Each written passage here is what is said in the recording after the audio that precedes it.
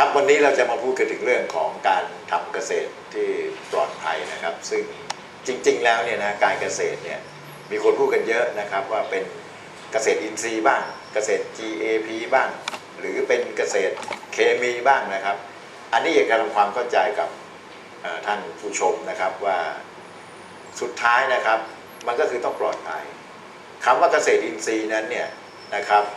จะใช้ได้นะฮะก็ต่อเมื่อมันเป็นอินทรีย์จริงๆนะครับแล้วก็มีมาตรฐานของไทยของไอฟอมหรือว่าของ USDA นะครับทั้งหมดนี้นะครับถ้าเกิดเราเขียนคำว่าออร์แกนิกเนี่ยนะฮะก็เท่ากับว่าเป็นตัวกำกับแล้วนะครับว่าจะเป็นผลผลิตที่ไม่มีการใช้สารเคมีเลยสารเคมีที่พูดถึงก็คือเรื่องของปุ๋ยนะครับแล้วก็สารกำจัดศัตรูพืชต่างๆในความเป็นจริงนะครับต้องถามว่าพี่น้องเกษตรกรเนี่ยทำได้จริงหรือเปล่านะครับนั่นก็คือว่ามันขึ้นอยู่กับชนิดของพืชแล้วก็ฤดูกาลนะครับอันนี้เป็นเหตุผลสำคัญนะครับเพราะว่าถ้าจะเอากันจริงๆในเกษตรอินทรีย์เนี่ยนะครับมีข้อรายละเอียดเยอะมากตั้งแต่ต้องพักดินนะครับไม่ใช่พักดินเพียงวัน2 วันหรือปีหนึ่งก็จะไปขึ้นเป็นผลิตภัณฑ์ที่เขียนข้างๆหรือเขียนแปะไว้ที่หน้าผักผลไม้ว่าเป็นเกษตรอินทรีย์อันนี้ค่อนข้างจะอันตรายนะครับเพราะว่าถ้าเขียนอินทรีย์ปุ๊บเนี่ยท่านที่เป็นผู้บริโภคทั้งหมดก็จะคิดว่ามันปลอดภัยพอปลอดภัยปุ๊บนี่ก็คือกินแบบไม่ต้องไปสนใจในเรื่องของการที่จะไปทำความสะอาดหรืออะไรนะครับอันนี้ก็ดีแต่ถ้ามันเป็นเกษตรอินทรีย์จริงๆเนี่ยผมเชื่อว่าก็คงจะมีความปลอดภัยมากถึงระดับหนึ่งนะครับทีนี้กลับมาถึงที่ว่าจะทำยังไงให้มันเป็นเกษตรอินทรีย์เนี่ยนะครับเกษตรกรเนี่ยรู้ดีนะครับว่าจะทำได้ไม่ได้แต่ว่าเราจะไปเหมาทั้งประเทศเลยนะครับว่าเป็นเกษตรอินทรีย์หมดเนี่ยก็คงจะลำบากเพราะว่าบ้านเรานะฮะก็มีในเรื่องของศัตรูพืช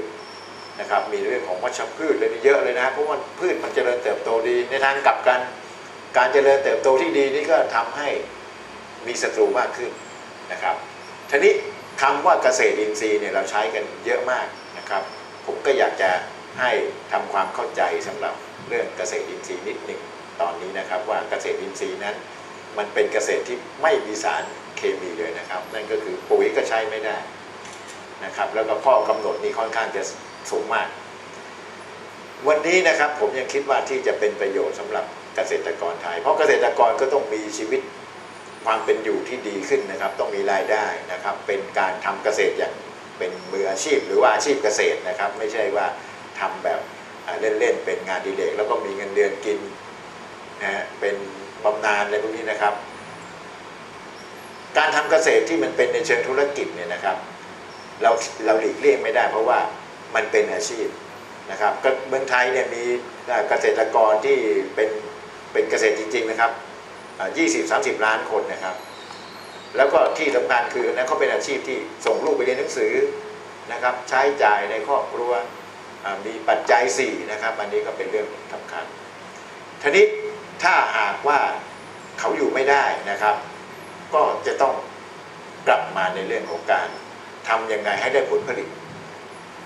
ซึ่งวันนี้เราพูดผลผลิตเราพูดอยู่2 อย่างนั่นเองนะครับก็คือทำยังไงนะครับให้ผลผลิตนั้นมีปริมาณสูงต่อพื้นที่ซึ่งเวลาซื้อขายก็ต้องซื้อขายกันตามปริมาณตามน้ำหนักนะตามจำนวนอีกอันนึงคุณภาพนะฮะเราก็อยากจะได้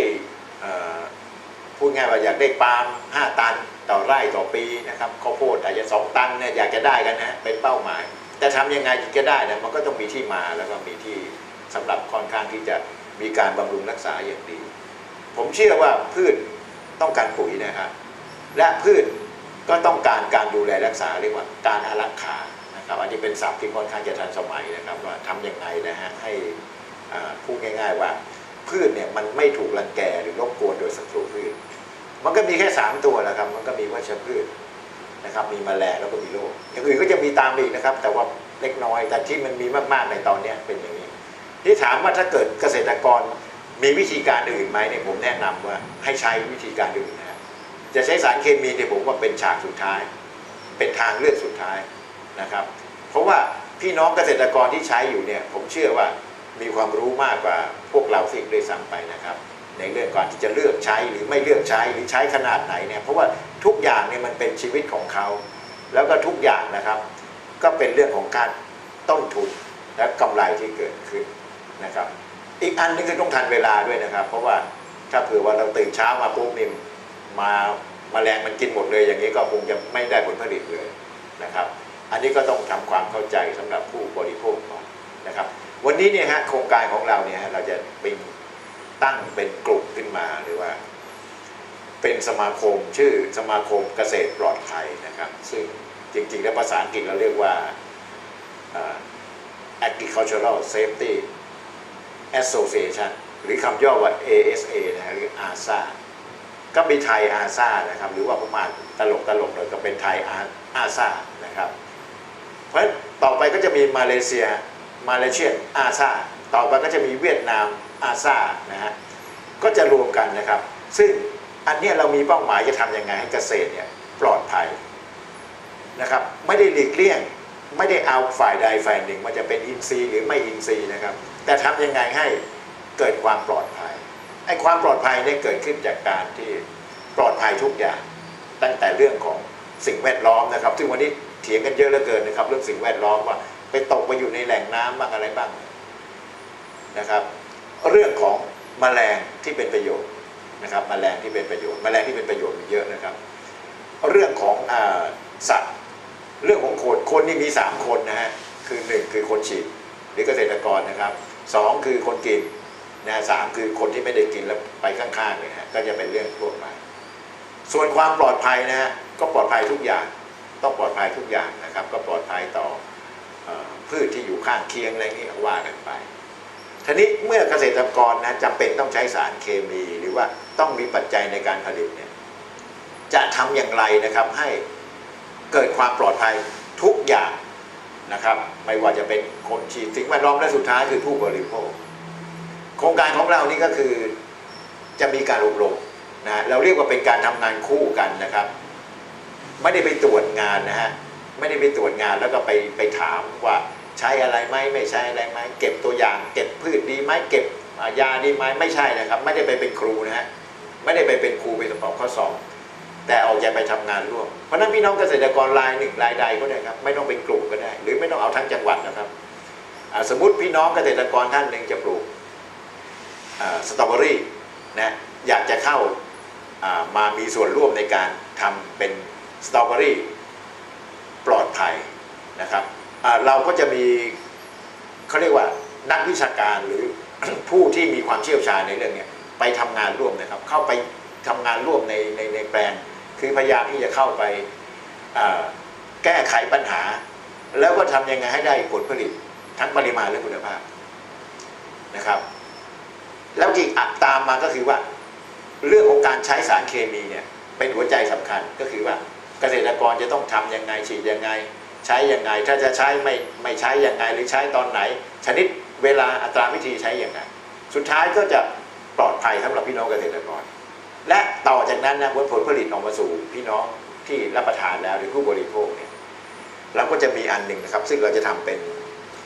โลโก้ของเราติดไปนะครับซึ่งต่อไปเราก็จะใช้โลโก้นี้เนี่ยเป็นตัวที่จะไปทำให้ผู้บริโภคเกิดความมั่นใจขึ้นมาในระดับที่สูงขึ้นนะครับโดยเราจะติด QR code ไปด้วยนะครับซึ่ง QR code เดี๋ยวนี้นี่ทำง่ายแล้วก็มีประโยชน์ก็คือเราใช้ QR code ที่ใส่ไปในผลผลิตทางการเกษตรเพราะฉะนั้น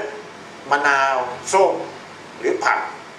ลูกนั้นเนี่ยนะครับมาจากไหนเราใช้ QR code ส่งโดยใช้ระบบไลน์นะครับส่งง่ายๆเนี่ยแล้วก็จะขึ้นเป็นว่าพี่น้องเกษตรกรที่ปลูกคนนั้นเนี่ยก็จะพูดมาเลยนะครับในนั้นเป็นหนังนะว่าเขาชื่ออะไรนะครับกำลังทำอะไรแล้ววันนี้ปลูกพืชที่ท่านกำลังจะกินอยู่ในลูกเนี่ยหรือหัวเนี่ยโดยฝีมือเขานะครับเพราะฉะนั้นเขาก็มีชื่อที่อยู่เรียบร้อยอันนี้เป็นการตรวจสอบย้อนกลับนะครับทั้งหมดนี่มันก็มาเป็นเรื่องของเกษตรแม่นยำเกษตรปลอดภัยหรืออะไรก็แล้วแต่มาในนี้ทีนี้โครงการอย่างนี้นะครับต้องเรียนว่าถ้าทำอย่างไรนะฮะเพราะเกษตรกรไทยมันพูดจริงแล้วเป็นล้านๆคนเนี่ยทำยังไงแล้วก็จะมีโครงการอันหนึ่งนะที่เรียกว่า T2T นะฮะคือ Training the Trainer หรือ Trainer to the Trainer พูดง่ายๆนะฮะก็คือเอาเป็นแบบลักษณะที่ว่า multiple นะครับคือคนเนี่ยไปสอนแล้วอีกคนหนึ่งสอนไปเรื่อย นะครับฉะนั้นคนนั้นก็จะเป็นลักษณะคือคล้ายๆกับหมอดินอาสานะครับเพราะวันนี้เนี่ยเราไปมัวไปพูดกันว่าตรวจสอบเข้าไปออกข้อสอบเกษตรกรตอบถูกหมดแล้วครับว่าอยู่เหนือลมนะฮะมีป้องกันแต่ทำจริงทำหรือเปล่าอันนี้เราจะเข้าไปทำงานร่วมซึ่งขอชี้แจงว่าไม่ได้ต้องการทำทั้งประเทศไม่ได้เอาพืชผักทั้งประเทศเอาเป็นว่าฟาร์มใดฟาร์มหนึ่งนะครับเกษตรกรกลุ่มใดกลุ่มหนึ่งหรือแม้จะปลูกพืชหนึ่งอย่างเนี่ยถ้าจะทำอย่างเราก็จะเข้าไปร่วมโครงการและทางเรานะฮะก็จะมีวิธีการคือทางเราจะมีห้องปฏิบัติการที่ได้มาตรฐานนะครับคือมีการสุ่มตรวจตลอดเวลาเพราะฉะนั้นสิ่งที่เกิดขึ้นคือปลอดภัยทิ้งท้ายนิดนึงนะครับว่าคำว่าปลอดภัยนี้ใช้มากไม่ดีเอาเป็นว่าอันตรายน้อยสุดเพราะฉะนั้นผู้บริโภควันนี้นะครับถึงแม้ว่าจะปลูกพืชระบบไหนก็แล้วแต่เนี่ยขอให้คิดถึงว่าพืชที่เรากำลังจะกินเข้าไปนะครับเรียกว่าปลูกจากดินกินจากจานเนี่ยมันมีพิษด้วยก่อนดีไหมครับเพราะว่าถ้าเราคิดว่าเราปลอดภัยเลยให้ลูกกินให้เด็กๆกินเนี่ยก็หาวิธีการสิ่งแรกต้องทำก็คือต้องล้างกันหน่อยนะครับแต่ว่าสุกไม่สุกนี่ก็เป็นเรื่องที่ถกเถียงกันอยู่นะครับเพราะว่าจริงๆแล้วพืชหลายชนิดมันต้องดิบอ่ะจริงไหมครับซึ่งผมเคยยกตัวอย่างไว้อย่างถั่วฝักยาวอย่างเงี้ยมันมีแบบลวกกับมันมีแบบกินดิบนะครับเพราะฉะนั้นจะถามว่าที่ดีที่สุดคือต้องกินดิบหรือกินสุกอย่างเงี้ยไม่ได้เพราะมันมีความเรียกว่าอรรถรสของการกินนะครับแล้วก็ล้างซะหน่อยการล้างด้วยน้ำนี่มีประโยชน์มากเลยนะครับก็คือว่าถ้าคิดอะไรไม่ได้เลยก็ล้างจากน้ำเนี่ยเรียกว่าน้ำไหลนะครับก็ช่วยได้เยอะสารหลายชนิดนะครับก็จะหลุดออกไปหรือว่าละลายไปตรงนั้นนะครับออกไปกับสิ่งที่เป็นสารกำจัดศัตรูพืชสุดท้ายทิ้งท้ายนิดหนึ่งอีกนิดหนึ่งนะครับว่าพี่น้องเกษตรกรนะครับที่ตกเป็นจำเลยอยู่ในปัจจุบันเนี่ยต้องออกมาต่อสู้นะครับเพราะว่าจริงๆแล้วเราโดนโจมตีเยอะว่าเราใช้สารเคมีกันอย่างพร่ำเพรื่อนะครับแล้วก็บางคนก็บอกไปอาบอะไรกันมาเลยอย่างเงี้ยนะครับก็เราต้องต่อสู้ว่าเราก็เป็นคนที่ใช้ถูกคนที่ใช้ผิดยังมีอยู่นะครับแต่ว่าที่สำคัญคือเกษตรปลอดภัยเรามีสโลแกนว่าควบคุมการผลิตปลอดพิษผู้ใช้ปลอดภัยผู้บริโภคครับ